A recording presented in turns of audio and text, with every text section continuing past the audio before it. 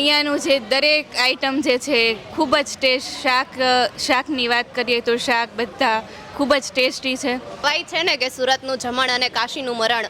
જો સુરતનું જમણ લેવું હોય ને તો કિસ્મત કાઠિયાવાડી જ, બીજે ક્યાંય નહીં. ખૂબ જ અમેઝિંગ.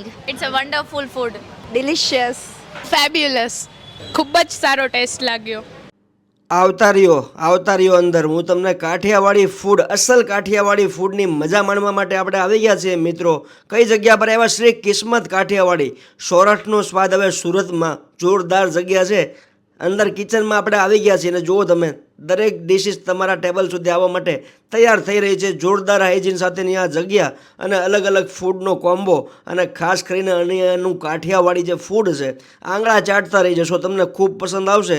ઘણા બધા મિત્રો પરિવાર સાથે આ જગ્યા પર મોજ માણી રહ્યા હતા. મને ખૂબ મજા આવી. પનીર અંગારા છે, ઊંધિયું શાક છે, પનીરનું શાક છે, બાજરાના રોટલા છે.